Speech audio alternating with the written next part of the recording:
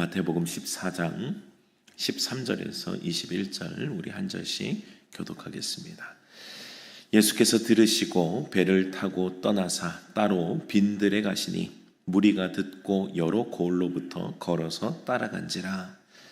예수께서 나오사 큰 무리를 보시고 불쌍히 여기사 그 중에 있는 병자를 고쳐 주시니라. 저녁이 되매 제자들이 나와 이르되 이곳은 빈들이요 때도 이미 저물었으니 무리를 보내어 마을에 들어가 먹을 것을 사 먹게 하소서. 예수께서 이르시되 갈 것 없다. 너희가 먹을 것을 주라. 제자들이 이르되 여기 우리에게 있는 것은 떡 5개와 물고기 2마리 뿐이니이다. 이르시되 그것을 내게 가져오라 하시고 무리를 명하여 잔디 위에 앉히시고 떡 5개와 물고기 2마리를 가지사 하늘을 우러러 축사하시고 떡을 떼어 제자들에게 주시매 제자들이 무리에게 주니 다 배불리 먹고 남은 조각을 12바구니에 차게 거두었으며 21절 함께 읽습니다. 먹은 사람은 여자와 어린이 외에 5,000명이나 되었더라. 아멘. 우리가 살아가는 삶에는 상식이 있죠. 상식. 그러니까 원인과 결과가 비교적 뚜렷한 것을 우리가 볼 수가 있어요. 건강에 나쁜 걸 먹으면 건강이 나빠지는 겁니다. 그것이 여러 가지 데이터들로 우리에게 확인이 되어 있고 지금도 여전히 이루어질 거라고요. 원인과 결과입니다. 그래서 예측 가능한 영역들이 있어요. 일어날 일들을 예측할 수 있고요. 일어나지 않을 일도 예측할 수 있습니다. 이게 비교적 상식선에서 우리가 분명히 생각하는 것들이 있거든요. 그런데 믿음의 삶에는 이 상식을 좀 뛰어넘어요. 상식을 뛰어넘는 역사들이 분명히 우리의 삶의 경험이 됩니다. 상식을 넘어서 역사하시는 주님의 크신 손이에요. 그래서 어쩌면 좀 당연하기도 합니다. 왜 그렇습니까? 하나님이 살아계신 증거거든요. 그래서 저는 거짓말을 하는 사람도 아니고 저는 제가 만나고 경험하고 지금도 여전히 확신하는 그 하나님의 살아계심을 저는 말씀 가운데 그 주님이 어떤 주님이신지를 저도 이제 그렇게 말씀을 통해서 이제 전하고 있습니다만 살아계시니 확신하는 거예요. 주님이 정말 살아계시니 그 역사들을 지금도 참 많이 보고 있고 세종교회 와서도 참 많이 경험을 했습니다. 우리 하나님 살아계시다. 우리 주님 정말 참 좋은 분이다. 항상 그 주님과 동행할 때에 참 경험하게 되는 고백입니다. 살아계신 하나님의 전능하신 능력 부인할 수 없는 증거로 우리가 삶의 자리에서도 분명히 만나게 돼요. 아마 여러분들도 그 하나님의 흔적과 역사들을 경험하신 분들이 참 많을 겁니다. 한국의 대표적인 지성인이면서 우리 또 초대 문화부 장관을 역임하신 고 이어령 박사님이 계세요. 이분은 이성과 논리를 중시하는 철저한 무신론자입니다. 이성과 논리적으로 그렇게 생각하는. 그러니까 이성과 논리에서는 사실 하나님이 없거든요. 그러니까 무신론자로 사셨습니다. 근데 갑자기 이제 사랑하는 딸이 망막박리로 실명할 위기에 처하게 돼요. 그때 그 딸과 여러 가지 권유로 처음으로 교회에 가서 하나님 앞에 간절하게 기도하게 됩니다. 사랑하는 딸이 세상을 볼 수만 있게 해주신다면 남은 삶을 하나님께 바치겠다라고 결단을 해요. 그분은 아마 처음 그렇게 기도하실 때도 반신반의했을 겁니다. 설마 주님께서 정말 그분이 살아계셔서 내 기도를 듣고 정말 그렇게 응답하실까? 근데 놀랍게도요, 그 이후에 의학적으로는 도저히 설명할 수 없는 기적으로 그 딸이 이후에 목사님이 되셨는데 지금은 하늘나라로 가셨습니다만 딸이 또 시력을 잃지 않게 됩니다. 기적이었어요. 이어령 박사님은 이 사건을 우연이 아닌 기적으로 수용해요. 그러니까 사실은 이어령 박사님의 그 마음도 하나님께서 이미 만지고 계셨음을 보게 돼요. 왜냐하면 완악한 사람들은요, 여러분 아무리 눈앞에 보여도 안 믿어요. 그러니까 그렇게 될지라도 나중에 또 딴소리 한다고요. 주님이 하신 역사들을 보면서도 나중에는 우연히 그런 확률적으로 그런 또 뭐 사례가 있었나 보다. 그게 우리 딸이었나 보다. 막 이렇게 생각할 수 있는 경우들도 굉장히 많이 있거든요. 근데 이분은 그래도 겸손하게 그걸 받아들이셨어요. 아, 이것은 기적이 맞다. 하나님이 살아계시다. 그래서 2007년에 이분은 세례를 받고 자신의 삶의 기반을 지성이었던 그 삶의 기반을 이제는 영성으로 옮겨요. 그래서 하나님을 알고 하나님을 전하는 삶을 살아갑니다.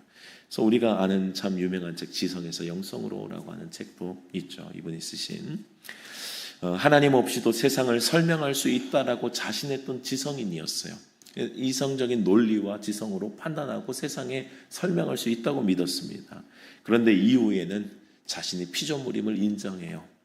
자신이 피조물이었는데 창조주 입장에서 판단하는 자로 살아왔음을 겸손하게 고백하는 그의 고백이 있습니다. 이 땅에는 그러한 기적들, 하나님의 살아계심의 역사들이 참 많이 등장하거든요. 성경을 보면 사실 상식을 뛰어넘는 기적들이요, 사실은 전부예요. 전부. 상식을 뛰어넘는 이야기들이 성경 안에는 전부 기록되어 있어요. 그래서 성경에서는 이성과 상식으로는 이 하나님이 보이지가 않아요. 이 하나님은 지성과 이 상식으로는 하나님을 볼 수가 없어요. 처음부터 끝까지 모든 것들은 하나님의 놀라운 그 역사, 그 전지전능하신 주님의 역사가 분명히 드러난다고요. 오늘 우리가 함께 읽은 본문의 기적은 너무 유명한 기적입니다. 이 사복음서, 우리가 마태, 마가, 누가, 요한, 우리 사복음서라고 하는데요. 사복음서에 전부 기록된 기적이 이 오병이어의 기적이에요. 전부 기록되어 있습니다. 물고기 2마리 그리고 보리떡 5개, 요거로 5,000명을 먹이신 예수님의 기적입니다. 우리가 아는 것처럼 예수님의 공생의 핵심 사역은 가르치시고 전파하시고 고치시는 사역이죠. 특히 많은 사람들을 고치신 예수님이었기 때문에 많은 사람들, 뭐 지금의 의학과 그때의 의학은 또 비교가 안 되잖아요. 그러니 예전에는 참 많은 사람들이 작은 병, 지금 보면 작은 병인데도 그 목숨을 잃기도 하고 그랬다고요. 어릴 때 뭐 감기로 돌아가신 분도 계시고 실제로 그러셨다고요. 그래서 여러분들, 그때 의학이 발달되지 않는 때에 주님께 가면, 예수님께 가면 고쳐주시고 기적이 일어나니 얼마나 많은 사람들이 그것을 사모했겠어요. 그래서 많은 사람들이 우르르 몰려가는 거예요. 그분의 말씀도 좋았고 가르침도 좋았지만 사실은 사람들이 가장 매력적으로 여겼던 것은 이 기적이죠. 기적. 병든 자를 고쳐주시는 기적이었어요. 그래서 오늘도 본문을 보면요, 예수님께서 이제 빈들에 가셨는데 무리가 어떻게 알았는지 듣고 또 큰 무리가 예수님을 따라가는 겁니다. 예수님은 그들을 외면하지 않으셨어요. 그들을 불쌍히 여겨주셨고 고쳐주셨습니다. 오늘 본문에서도 14절을 보면요, 병자를 고치신 예수님의 기적이 등장해요. 예수께서 나오사 큰 무리를 보시고 불쌍히 여기사 그 중에 있는 병자를 고쳐주시니라 라고 말씀하십니다. 고쳐주신 이유가 명확하죠. 뭡니까? 불쌍히 여기사입니다. 불쌍히 여기사. 예수님께서 기적과 능력을 나타내실 때 아주 자주 등장하는 표현 중에 하나가 긍휼히 여기셨다는 거예요. 사실은 그게 모든 고치심의 이유의 전부였어요. 긍휼히 여기셨다. 불쌍히 여기셨다. 여러분들이 이 표현을요, 잘 이해를 하셔야 될 것이, 이 표현이 마치 뭐 많은 것들을 가진 자가 뭐 이렇게 자비를 한번 베푸는 정도의 그냥 위에서 아래를 내려보는 측은한 그런 마음이라고 보시면 안 돼요. 여기에서 쓰여진 단어를 보면요, 훨씬 더 강한 단어예요. 그러니까 이 단어를 그대로 원어적인 의미로 표현을 해보면 내장이 움직이다, 내 안에 있는 막 내장이 움직이다, 그리고 속 깊은 곳이 뒤흔들리다 라고 하는 단어의 뜻을 가지고 있어요. 그러니까 이것이 긍휼히 여기다라고 하는 것이 아유 쯔쯔쯔 불쌍하네 하고 그냥 내가 가진 거 하나 던져주고 가는 그 정도의 수준이 아니에요. 거기에 너무 아픈 거예요. 거기에 너무 주님의 마음을 쏟아서 긍휼히 여기시고 그 아픈 속이 뒤틀리는 듯한 그 마음을 경험하시는 겁니다. 그래서 우리가 쓰는 표현으로 뭐 애간장이 녹는다, 가슴이 미어진다, 이런 표현이 주님께서 긍휼히 여기신다는 표현과 아마 비슷한 표현일 겁니다.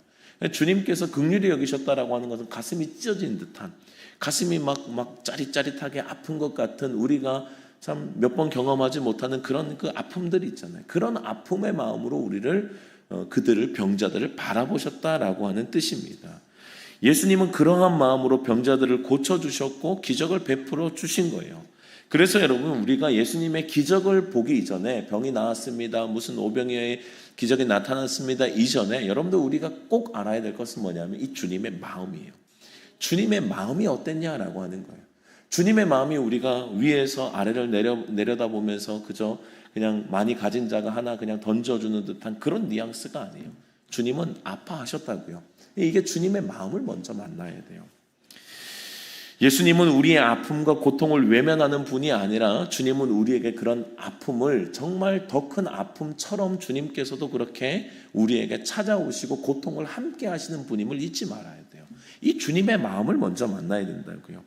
애통하고 계시고 함께 울고 계시는 하나님이심을 기억해야 합니다. 그리고 그 애통해하는, 그 아파하는 그 마음을 가지고 우리를 당연히 고쳐주시는 하나님이시라고요. 여러분들 주님이 더 고치시고 싶어 하세요. 그 아픔 가운데 더 벗어나기를 우리 주님이 더 원하고 계시다고. 이 주님의 마음이에요. 이 주님의 마음을 알아야 한다고요. 여러분들 우리 자녀들이 아플 때 때로는 어떤 마음이 들어요? 차라리 내가 아팠으면 하는 마음이 여러분들 들지 않습니까? 차라리 이 고통이 나에게 있었으면 하는 마음이 든다고요. 우리 주님의 마음이 그래요. 주님의 마음이 줄까 말까, 이런 고쳐줄까 말까 이런 마음이 아니에요. 주님은 정말 사랑하는 마음, 애통하게 여기는 마음, 긍휼히 여기는 마음, 차라리 내가 아팠으면 하는 마음으로 우리를 바라보고 계신다고요. 문제는 뭐냐면 주님 앞에 나아가는 우리의 마음도 그 마음을 만날 마음이 되어야 된다. 그래서 예수님의 그 마음과 우리의 마음이 만나야 돼요. 이 마음과 마음이 만나는 겁니다. 예수님께 우리가 나아간다라고 하는 것은 이 주님의 마음을 알고 긍휼히 여기시고 우리를 향해 애통해 하시는 주님의 마음을 만날 그 마음을 준비해서 우리도 주님께 나아가서 그 마음 대 마음이 만나는 거예요. 우리를 긍휼히 여기시는 예수님, 그리고 우리는 뭐라고 고백해요? 주님밖에 없어요. 주님이 나를 외면하시면 나 어디로 갑니까? 주님 하는 이 간절한 주님밖에 없다는 마음과 주님이 우리를 긍휼히 여기신 이 마음 대 마음이 만나는 거예요. 그래서 이게 만남의 스파크, 기적의 스파크가 일어나는 거거든요. 하나님을 인정하지 않는 사람들, 즉 교만한 사람들, 여전히 세상의 방법을 의지하고 내가 할 수 있다라고 생각하는 사람들에게는 여러분들 이 주님이 아무리 긍휼히 여기셔도 이 마음이 만나게 했어요. 이 마음의 온도가 다른데, 마음의 온도가 다르. 주님의 마음의 온도와 주님 뭐 해주시면 좋고요, 아니면 말고요.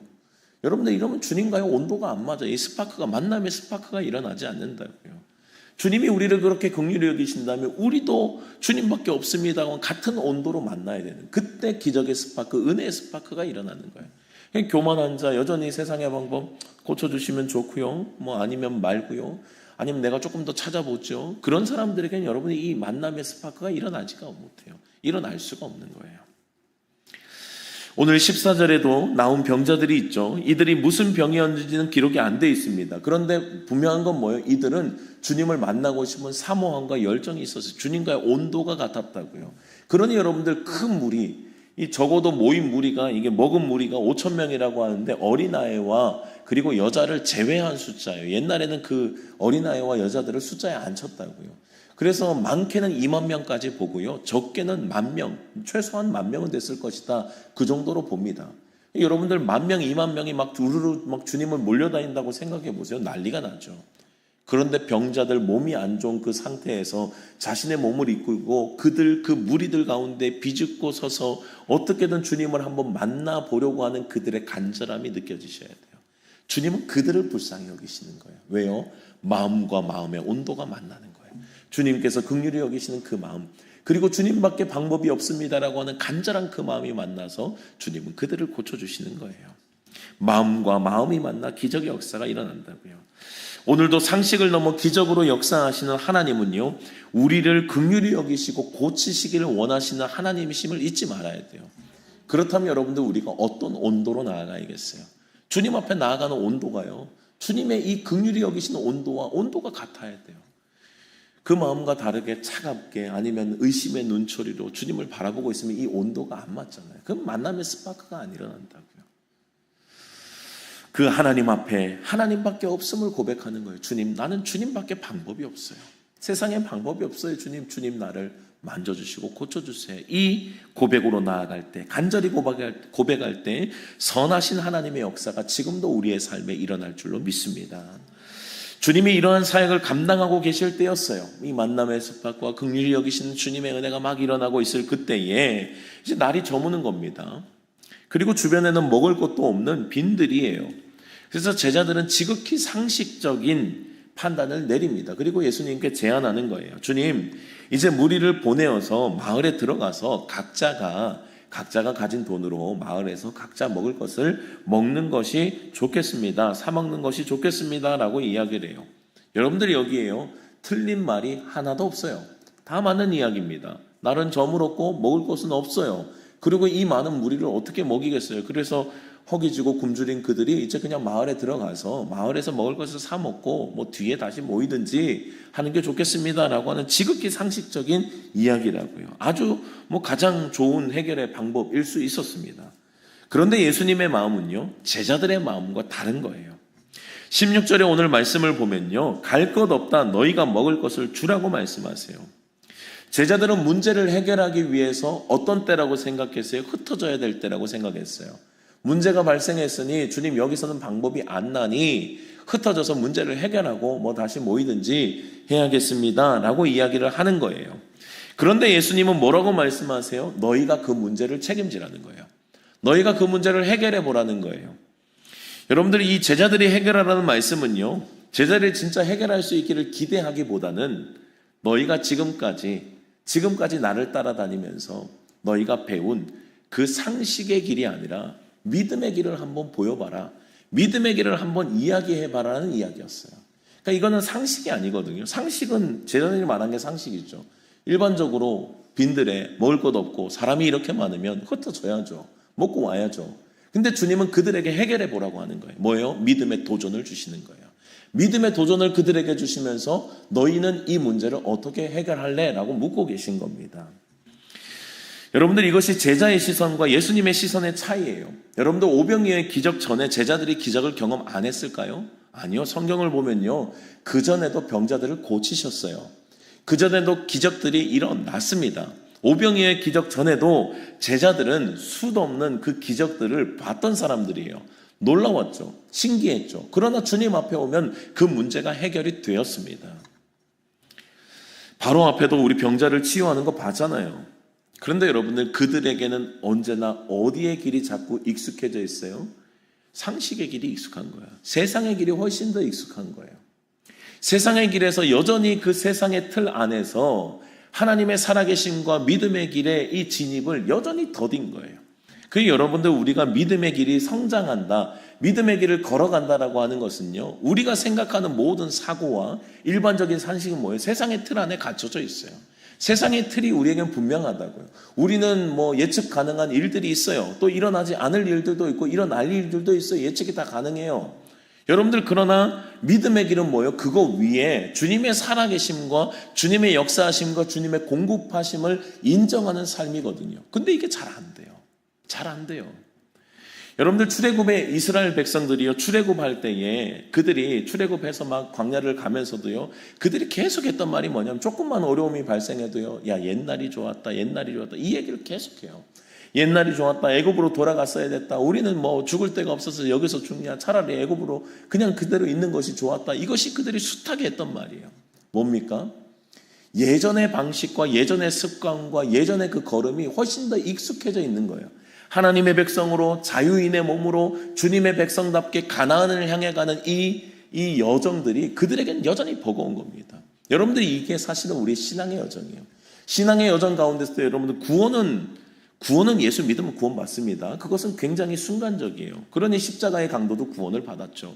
십자가의 강도도 당신의 나라에 임할 때 나를 기억하소서, 이거 한마디로 주님을 인정하고 영접할 때 그도 구원을 받았다고. 네가 오늘 나와 함께 낙원에 있을 것이다. 그러니까 여러분들 구원은 뭐냐면요, 구원은 순간적이에요.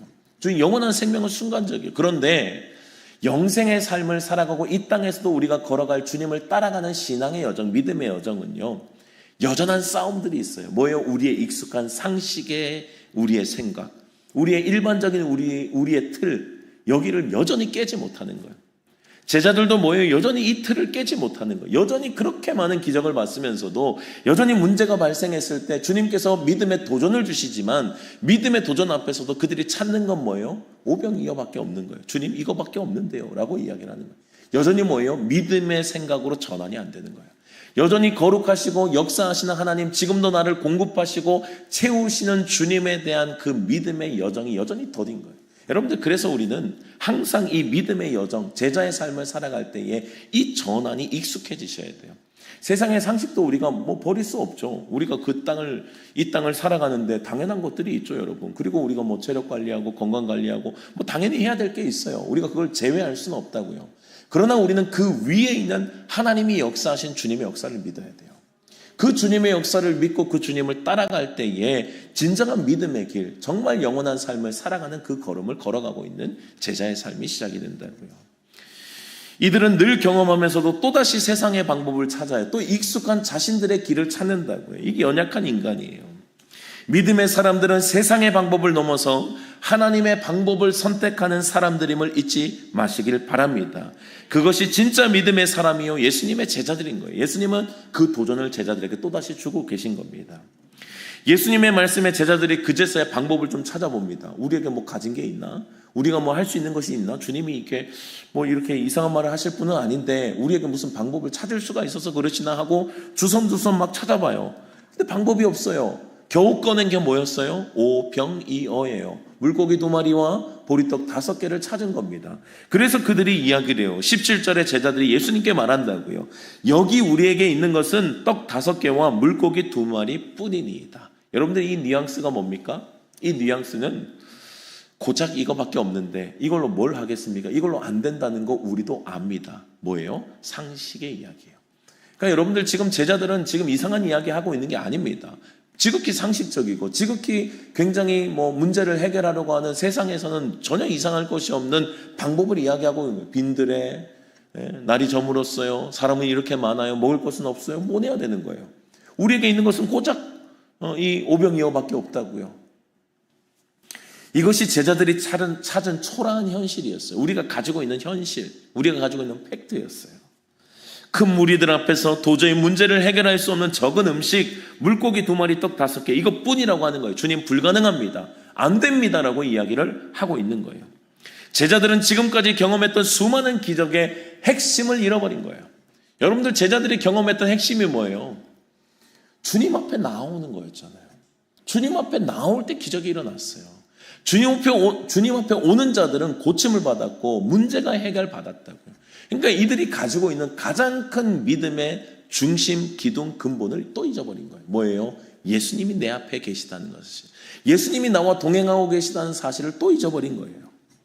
여러분들, 문제가 얼마나 크냐, 그 문제를 해결할 재료가 얼마나 있냐는 중요하지 않아요.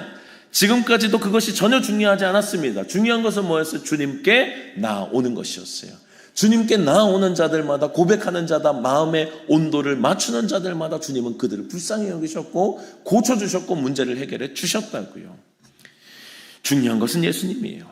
그래서 여러분들, 제자들에게 예수님은 또다시 정답을 알려주셔요. 그것이 오늘 본문의 18절입니다. 18절의 말씀, 우리 좀 같이 한번 읽었으면 좋겠습니다. 18절의 말씀 함께 읽습니다. 시작. 이르시되 그것을 내게 가져오라 하시고. 주님의 정답이 또 등장하죠. 주님은 그들에게 믿음의 도전을 줬어요.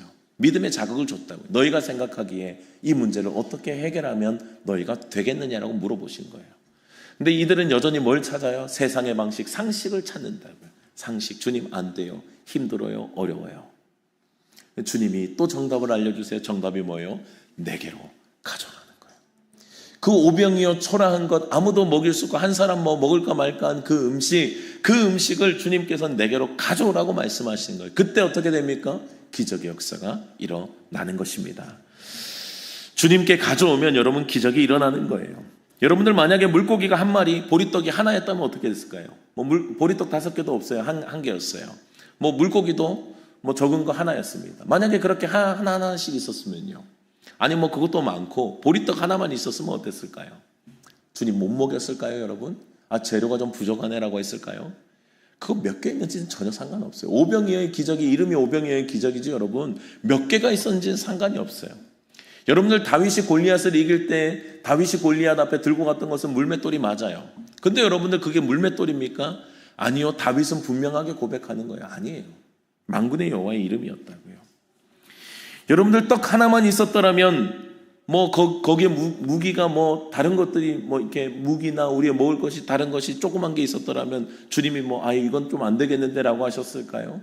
아니요. 문제의 핵심은 거기 있지 않아요. 주님께 가져오는 것이 중요한 것입니다. 문제의 핵심은 뭘 가졌냐가 아니라 예수님께 가져가느냐가 핵심이라고요. 살아가는 여러분들, 이것이 예수님께서 우리에게 알려주신 믿음의 길, 또 기적을 경험하는 삶임을 여러분들 믿으시기 바랍니다. 일반 상식으로는 도저히 이해가 안 돼요. 안 되는데요. 계산이 안 나오는데요. 그러니까 믿음의 사람은 여러분 예수님 빼면 계산이 안 나온다니까요. 예수님을 빼고는 계산식이 하나도 성립이 안 돼요. 그런데 예수님을 넣으면요 넉넉한 거예요. 넉넉하게 주님이 일하시는 겁니다. 도저히 문제를 해결할 수 없는 물고기 2마리 보리떡 5개지만 예수님께 가져가면 겨우 꺼낸 겨우 찾은 그거인 것 같지만 주님 손에 들여지는 순간 주님은 그것을 축사하시고 제자들에게 나눠주시는 거예요. 여러분들 물고기 2마리 보리떡 5개예요. 축사하시고 제자들은 몇 명이에요? 12명이에요. 그러니까 처음부터 지금 뭐가 일어난 거예요? 처음부터 기적들이 일어난 거예요. 주님이 축상하시고 그 떡을 떼어서 제자들에게 주는 순간부터 그때부터 이미 오병이어의 기적은 주님께서의 역사가 시작된 거예요. 주님 손에 들려진 순간부터 시작이 된 거라고요. 제자들이 12명이니 적어도 12개는 있어야 되지 않겠어요? 주님은 그걸 주셨다는 얘기예요. 그리고 제자들은 놀랍게도 그걸 나눠주기 시작해요. 나눠주고 나눠줘도 충분히 나눠주는 거예요. 그리고 먹고 남은 것을 거두었더니 12광주리가 되는 거예요. 말도 안 되는 거예요. 주님 손에 들여질 때 여러분들 이러한 기적이 일어남을 믿으시기 바랍니다. 다른 것들이 여러분들 제자들이 내가 가진 무기가 진짜 무기가 보리떡 5개와 물고기 2개가 아니라고요. 그들이 가진 진짜 무기는 뭐였어요? 예수님이었다. 내가 동행하고 나와 함께하는 분이 누구인지를 알아야 됐다고요. 그들은 가장 큰 무기 예수님을 잊어버리니까 계산이 안 나오는 거예요. 여러분들 믿음의 사람들의 가장 큰 무기 오직 예수님임을 잊지 마시길 바랍니다. 다윗이 골리앗 앞에 설 때 그의 무기가 물맷돌이 아니라는 거예요. 사무엘상 17장 45절의 말씀 너는 칼과 창과 단창으로 내게 나아오거니와 나는 네가 모욕하는 만군의 여호와의 이름 곧 내가 모욕하는 이스라엘 군대 하나님의 이름으로 내게 나아가노라. 사랑하는 여러분들 골리앗과 싸울 때 세상과 싸울 때 더 큰 무기가 필요한 게 아니에요. 이스라엘 백성들이 그렇게 경험했던 싸움이에요. 전쟁을 할 때 여러분들이 이스라엘 백성들은 이상해요. 그들은 칼과 창의 전쟁이 아니었어요. 항상 하나님이 함께 하시냐 함께 하지 않느냐의 전쟁이었어요. 주님이 허락하시고 가라고 그러면 무조건 이겼어요. 그것이 무슨 우리가 군사가 몇 명이냐 그거 중요하지 않았어요. 주님은 항아리를 깨서라도 막 그들을 두려움을 떨게를 만드시고요. 성을 막 돌아서라도요 그 성이 무너지게 하시는 분이에요. 주님의 방법은 기상천외한 거예요. 하나님이 역사하시니 갑자기 막 자연이 막 천둥과 번개를 치는 거예요. 그들이 막 갑자기 서로 싸우기 시작하는 거예요. 이게 뭐예요? 모든 것들이 주님의 역사라고요. 주님은 그 일을 하시는 거예요. 이스라엘 백성들의 모든 역사를 보면요. 하나님과 함께하는 전쟁은 아무리 어려운 전쟁이라도 이겼고요. 하나님이 함께하지 않으시면은 아무리 넉넉하게 이길 수 있는 전쟁이라도 이길 수 없었어요. 이길 수 없었던 전쟁, 만만하게 봤던 전쟁이 아이성 전투잖아요. 별것 아니었거든요. 분명히 이길 수 있을 걸로 생각했어요. 근데 하나님이 함께하지 않으시니까 그 아이성 전투에도 패배했던 것이 여호수아의 기록이라고요. 믿음의 사람들은 여러분들 세상 사람들처럼 더 큰 창을 준비해야 됩니까? 더 큰 칼을 준비해야 되고 더 큰 단창으로 나아가야 더 큰 마병과 군대가 있으면 이길 수 있습니까? 여러분들 우리는 그 싸움이 아님을 알아야 돼요. 믿음의 사람의 싸움은 그 싸움이 아니라고요. 우리가 가진 가장 큰 무기는 만군의 여호와의 이름인 줄로 믿으시기 바랍니다. 우리가 가져갈 것은 그거밖에 없어요. 여러분들 우리가 몽골 단기 선교를 지금도 이제 우리 준비하고 우리 오늘 오후 때 파송 예배를 드릴 건데 우리가 준비한 것들을 같이 좀 나눌 거거든요. 그래서 우리가 핸드벨도 준비하고 그리고 이제 무언국도 준비하고 또 워십도 준비하고 어른들은 이제 몽골 찬양도 또 준비하고 이렇게 했어요. 저도 같이 외웠습니다. 다벌 오해하도록 하겠습니다. 제가 다 못 외워가지고 몽골어 찬양이 있거든요. 그걸 이제 준비를 했어요. 근데 여러분, 몽골 단기 선교팀이 그건 믿고 가면 되겠냐고요. 그건 믿고 가면 안 돼요. 그게 뭐냐면 우리가 준비할 최소한의 물맷돌이에요. 그러니까 주님이 사용하실 우리의 무기라고요. 그러니까 그것을 우리가 의지하는 것이 아니라 우리는 우리가 할 수 있는 우리의 몫을 준비하는 거예요. 하나님이 쓰실 주님의 몫이에요.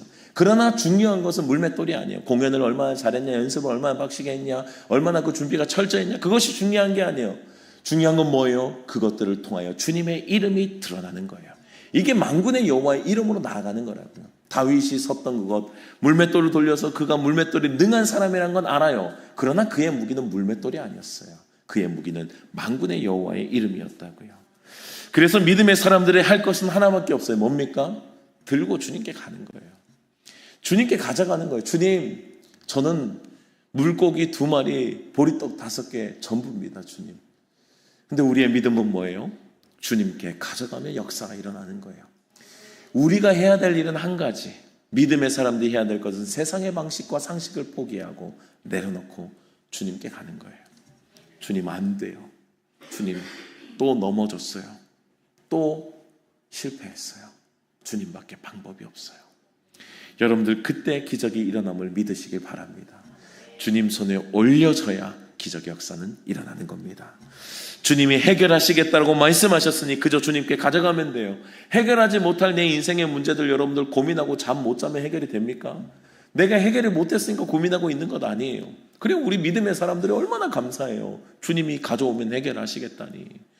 우리는 발 뻗고 자도 돼요, 여러분. 세상 사람들은 고민하고 걱정하고 끙끙 앓고 있을 때 끙끙 앓는다고 무슨 뭐 해결이 되는 것도 아니잖아요. 우리가 보면 알잖아요. 근데 그들이 뭐 고민하고 싶어서 고민하겠어요? 걱정이 되니까 잠도 안 오고 그런 거겠죠.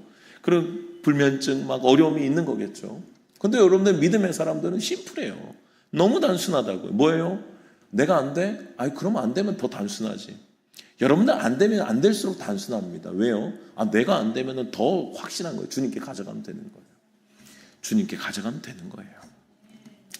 주님께 가져가면 반드시 채우실 것을 여러분들 믿으시기 바랍니다. 오병이어를 예수님께 가져가는 순간부터 더 이상 문제가 안 돼요. 주님께서 축사하시고 나눠주는 순간부터 이제는 그거 처리할 문제가 있어요. 이제는 12바구니를 어떻게 처리해? 다른 문제가 생기는 거예요. 풍성함의 문제가 생기는 거예요. 성경은 이때 먹은 무리가 여자와 어린아이 외에 5,000명이라고 이야기를 하잖아요. 주님 손에 올려진 분명한 기적이었습니다. 사랑하는 여러분들, 내가 해결할 수 없는 것으로 고민하는 자들이 아니라 주님께 맡기는 은혜가 있기를 축복합니다. 주님은 그때 우리를 채우시겠다라고 분명히 약속하고 계세요. 오늘도 그것을 내게 가져오라는 주님의 음성이 여러분들의 삶에 들려줄 수 있기를 축복합니다. 내 방법을 포기하고 주님께 가져가야 돼요. 그럴 때 주님의 기적의 역사는 일어나는 것입니다. 여러분들, 오늘 사복음서 그리고 또 오병이어의 기적, 여러분들 기적을 보면요, 사실은 기적 자체가 목적은 아니에요. 성경이 말하는 기적은 기적 자체가 목적이 아니에요. 오병이어로 5,000명이 먹었다는 기적 자체, 너무 놀라운 기적이죠. 그런데 이 기적 자체가 중요하지 않아요. 성경은 언제나 기적을 기록하는 목적이 있어요. 예수님이 항상 기적을 보여주신 목적이 있어요. 기적은 주님을 보는 도구였어요. 기적은 주님이 누구이신지, 예수님이 누구이신지를 드러내는 기적이었어요. 그래서 요한복음에 보면 기적을 표적이라고 이야기를 하면서 저분이 과연 누구인가라고 이야기를 해요. 저분이 과연 누구에게 풍랑을 잠잠케 하는가? 저분이 과연 누구에게 바다 위를 걸어오는가? 저분이 과연 누구에게 오병이어의 기적이 일어나는가? 이 말도 안 되는 일이 일어나는, 저분이 누구에게 아무도 못 고치는 질병이 치유가 되는가? 태어나면서부터 눈 멀었던 자들을 어떻게 눈을 띄우는가? 누구길래? 그 여러분들, 우리는 기적에 자꾸 집중하잖아요. 이런 현상, 저런 현상, 와 좋겠다, 이거 문제가 해결됐네. 여러분들, 성경이 기록한 목적은요, 그 기적을 일으킨 주님이 누구냐는 거예요. 물 위를 걸으시고 오병이어로 5,000명을 먹이시고 눈먼 자의 눈을 뜨게 하시고 병든 자를 치유하시는 그분이 바로 하나님의 아들이심을 증언하고 있음을 잊지 마시길 바랍니다. 그리고 우리에게 말씀하시는 게 뭐예요? 그분을 믿으라는 거예요. 성경에 기록된 기적의 목적, 그리고 우리 앞에 고 이어령 박사님의 이야기도 제가 같이 나눴습니다만, 여러분들 그 기적을 보여주신 이유가 뭘까요? 그 눈을 이제 뜨게 해주시고 그 질병이 더 이상 진행되지 않게 하신 그 하나님 목적이 뭘까요? 여러분들 그분을 초청하시는 주님의 음성 아니었을까요? 네가 지금까지 지성으로 살았니? 네가 지금까지 네가 생각하는 논리적으로 살았니? 그러나 그 위에 내가 있음을 인정해라는 거였어요. 그 위에 네가 할 수 없는 것 그러나 나는 한다는 것을 주님 보여주셨어요. 여러분들 우리가 경험하는 모든 기적의 이야기는요, 너희가 할 수 없는 것, 인간이 할 수 없는 것 그러나 나는 한다는 거예요. 주님께서는 하신다는 거예요. 그분이 누구인지를 보여주신다고요. 만물의 창조자이시고 해와 달을 만드시고 우리를 창조하신 그분이심을 지금 그 정체를 보여주고 계시다고요. 그리고 우리를 초대하는 거예요. 나를 믿으라는 거예요. 예수님을 믿으라는 거예요. 예수님을 믿고 주님을 따라오면 그 길이 진짜 생명의 기름을 우리에게 말씀하고 계시다고요. 지금도 우리는 여러분들 수많은 문제 앞에 기도하잖아요. 우리의 건강 문제, 재정 문제, 관계의 문제, 자녀의 문제, 진로의 문제. 맞아요. 여러분들 주님께 가져가면 주님께서 분명히 채워주실 겁니다. 주님께서 해결해 주실 건 맞아요. 그런데 여러분, 그 기적을 보면 제자들처럼 또 다음 기적을 기다리는 자가 되어서는 안 된다고요. 여러분들 주님께서 기적을 보여주신 이유가 뭐라고요? 내가 누구인가요? 내가 누구인가? 너희가 믿고 신뢰하고 따라올 내가 하나님의 아들임을 분명히 보여주고 계시다고요. 믿음의 대상, 우리의 모든 삶의 전부이신 주님을 계속 보여주고 계신 거예요. 나를 따르라, 나를 믿으라. 주님이 이것이 기적이 보여주신 목적이에요. 근데 믿음의 사람들도 여러분 자꾸 어떤 길로 가요? 기적을 보면 주님 감사합니다라고 감사에 막 충만해요. 그 다음에는요, 다음 기적을 기다리고 있어요. 다음 또 문제가 생겼거든요. 다음 또 기적을 기다리고 있어요. 그럼 요거 해결되면 어떻게 되겠어요, 여러분? 또 다음 기적 기다리겠죠. 그럼 요거 해결되면 또 다음 기적 기다리겠죠. 그럼 뭐예요? 평생 기적 따라다니다가 죽는 거예요. 그러면 그에게 진짜 믿음이 있어요, 여러분? 여러분들 성경에서 말하는 기적은 믿음의 시작임을 잊지 마셔야 돼요. 기적이 믿음의 결론이 되어서는 안 돼요. 기적은 믿음의 시작이에요. 그것을 보면 뭘 봐야 돼요? 하나님 살아계시구나. 이분이 나를 사랑하시는 게 맞고 이분이 지금 나를 초청하고 계시구나. 내가 그분께 인생을 드려도 되겠구나. 이것이 깨달아져야 된다. 이것이 기적이 우리에게 경험되는 이유임을 믿으시길 바랍니다. 여러분들 기적을 경험하고도 주님을 떠난 사람 여러분들 정말 많습니다. 정말 많아요. 제가 본 것도 많아요. 물론 그분들이 나중에 뭐 어떻게 돌아오시면 너무 좋겠습니다만 성경에 나온 기적을 경험한 여러분 대표적인 사람들 무리들이 누구예요? 출애굽 백성들이에요. 출애굽 1세대들. 출애굽 1세대들은요, 애굽에서요 경험한 그 기적만 10개예요. 그들은 10가지 재앙, 애굽의 입장에선 재앙이었죠. 그런데 여러분들 이스라엘 입장에선 기적이었어요. 10가지 기적을 봤다고요. 이스라엘 백성들은 10가지 기적을 보고 바로가 두 손 두 발 들고 그리고 이스라엘 백성들은 전리품을 챙겨서 나와요. 금과 은과 그들에게 다 뺏어오라고 했거든요. 주님이 명령하셨어요. 그거 다 가지고 나와요. 쓸 데가 있다 그러면서 주님이 다 뺏게 하셨어요. 뺏고 나오는 거예요. 그게 뭐예요? 승리예요. 승리. 전쟁에 승리한 나라만 전리품을 챙겨요. 그러니까 그들은 아무것도 칼 한 번 휘두르지 않았는데 그들은 이겼어요.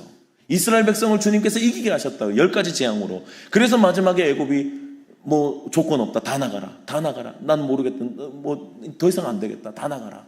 그러고 항복하고 이스라엘 백성이 전리품을 챙겨서 나와요. 그 기적을 10가지나 경험하고 나온다고요. 그리고 바로 앞에 홍해가 있고 뒤에 막 애굽의 군대가 다시 마음 밖에 쫓아오고 있을 때 주님 또 홍해를 갈랐죠. 그리고 그들에게는 불기둥이 나타났죠. 구름기둥이 나타났죠. 여름에는 낮에는 시원하게 밤에는 온도가 떨어지지 않게 주님이 온도를 맞춰주셨다고요. 그리고 그들이 먹을 것이 없을까 하면 만나를 내려주셨고 만나만 먹어서 막 실증 난다고 막 투정 부리니까 주님이 메추라기도 보내주셔서 고기도 먹게 하셨어요. 반석에서 물을 내셔서 물을 먹게 하셨습니다. 여러분들 모든 것들은 광야에서 있었던 이야기예요. 기적이라고요. 그럴 수가 없어요. 나온 그 인원이 몇 명인데요. 그들이 나올 때 60만 명 정도로 보거든요. 그들이 어떻게 뭐 먹어봐야 뭐 하루 이틀 뭐 해봐야 일주일 한 달이면 가져 나온 거 다 먹지 않겠어요? 근데 그들은 수많은 기적을 경험하며 살았어요. 결론은요, 그들이 출애굽 1세대들은 광야에서 싹 다 죽었습니다. 그것을 다 경험했던 세대예요. 출애굽 애굽에서의 기적을 10가지 경험했던 세대, 홍해를 갈랐던 세대, 만나와 메추라기를 먹었던 세대, 구름과 불기둥을 봤던 세대, 그 세대들이 1세대들이 광야에서 다 죽은 거예요. 여러분도 충격적인 이야기예요. 기적 그만큼 봤으면 주님 믿을 만하지 않아요? 더 이상 원망 좀 그만하고 주님 앞에 좀 던져도 되지 않겠냐고요. 근데 기적이 거기까지 연결이 안 돼요. 그러니 여러분들 기적은 뭐라고요? 믿음의 결론이 아니라 믿음의 시작임을 여러분들 잊지 마셔야 된다고요. 기적을 경험하고 기적에 환호하는 사람은 또 다음 기적을 기다려요. 또 다음 기적 주님 이거 주세요. 저거 주세요. 맞아요. 여러분들 주님께서 채우실 겁니다. 그런데 잊지 말아야 될 건 기적을 경험하거든 그 기적을 베풀어 주신 주님을 잊지 마시길 바랍니다. 그 주님이 우리에게 말씀하신 말씀이 참임을 믿으시길 바랍니다. 주님이 나를 따라오라고 하신 그 말씀이 생명이고 길임을 여러분들 믿으시기 바랍니다. 주님 없이는 소망이 없어요. 그 주님 앞에 우리는 모든 것들을 걸고 우리는 걸어가는 거예요. 무엇이 있어서 만족이요? 그럼 기적을 따라가는 삶이죠. 주님 이거 있으면 됩니다. 저거 있으면 됩니다. 이 문제 해결하면 됩니다. 저 문제 해결하면 됩니다 하고 쫓아다니고 있는 거예요. 잘못된 믿음의 길이라고요. 진짜 믿음의 길은요, 주님 한 분이 목적이 되어야 돼요. 주님을 사랑하는 게 목적이 되어야 하고 그분을 따라가 내가 영원한 삶을 누리고 그분이 따라오라고 하신 나를 따라오라, 자기를 부인하고 십자가를 지고 나를 따라오신 주님의 명령에 그저 우리 내 삶이 피폐한 것 같아도 아무것도 안 가진 것 같아도 그러나 그 주님의 말씀 앞에 나의 전부를 건다고요. 여러분들 사도 바울은 어떤 삶을 살았어요? 아무것도 없어요 그는. 근데 그의 고백은요, 다 가진 자래요. 나는 주님 안에 다 가진 자임을 고백하며 걸어갔어요. 왜요? 주님 가졌으니까. 주님 가진 자는 다 가진 자예요. 그러니 사도 바울은 그거 자랑하면서 다녔다고요. 세상에서 내세울 거 자랑거리들이 그렇게 많았던 사람이 자랑거리 다 버려요. 그러면서 나는 주님으로 만족함을 고백하며 살았던 믿음의 사람들, 여러분들 모두도 그 길을 걸어갈 수 있기를 주님의 이름으로 축원합니다. 우리가 경험해야 될 건 기적이 아니에요. 기적을 보면 여러분들 믿음이 더 뜨거워질 것 같으세요? 아니요. 기적을 보면 다음 기적을 기다리게 돼 있어요. 기적을 보지 말라는 게 아니라 진짜 핵심이 그게 아니라는 이야기예요. 진짜 핵심은 주님 바라보는 거예요. 주님 안에 나의 전부를 걸 수 있는 믿음, 여러분들 모두가 되시기를 주님의 이름으로 축원합니다. 문제를 해결하는 인생이 아니라 주님만이 목적이 되는 인생, 주님만을 내 인생의 목표로 두고 끝까지 주님과 함께 그 주님 앞에 영원한 생명을 걸어갈 수 있는 저와 여러분들이 되는 것, 그것이 진짜 기적임을 믿으시길 바랍니다. 진짜 기적은 내 삶의 문제 해결이 아니라 내가 세상에 관심이 많고 체험에 관심이 안 많았던 내가 주님으로 체험받는 것에 기뻐하고 감사하는 거예요. 주님이면 만족하는 거예요. 아무것도 없어도 주님 한 분만으로 만족하는 것, 이것이 진짜 기적이라고요. 바울이 그랬던 것처럼 예수로 살고 예수로 죽는 인생, 여러분들도 그 놀라운 축복의 길을 함께 걸어갈 수 있는 저와 여러분들이 되시기를 주님의 이름으로 축원합니다. 그것을 내게로 가져오라. 주님께서 우리에게 오늘도 들려주시는 음성임을 믿습니다. 우리의 문제, 우리의 환경의 어려움들, 우리의 고민, 우리의 걱정 주님께 가져갑니다. 주님, 우리를 주님으로 채워주셔서 그 문제를 해결하시고 기적을 베푸시는 주님의 은혜를 경험할 수 있도록 주님 도와주시옵소서. 우리가 풍성하게 주님의 그 도우심과 은혜를 경험하되 주님 그것만이 목적이 되지 않도록 주님 도와주시고, 주님께서 제자들에게 기적을 보여주시고 그들에게 많은 증거들을 보여주신 이유는 나를 따르라는 주님의 말씀이었고 생명의 주님이심을 보여주신 증거였음을 우리는 믿습니다. 우리에게 보여주시는 모든 기적과 은혜들도 주님을 따라갈 재료임을 우리는 믿습니다. 기적이 목적이 되지 않게 하시고 주님이 목적되는 삶을 살아갈 수 있도록 도와주시옵소서. 믿음의 사람들이 걸어냈던 것처럼 아무것도 없어도 주님을 가진 자의 고백, 모든 것을 가진 자로다. 주님, 우리도 그렇게 걸어갈 수 있도록 은혜 베풀어 주시옵소서. 세상의 상식을 넘어 믿음의 길이 시작되어지고 그 길을 걸어가며 영생의 그 삶을 우리가 소망하면서 꿈꾸며 우리가 기쁨으로 즐거이 주님의 십자가의 길을 함께 동행하는 믿음의 사람들이 다 되게 하여 주시옵소서.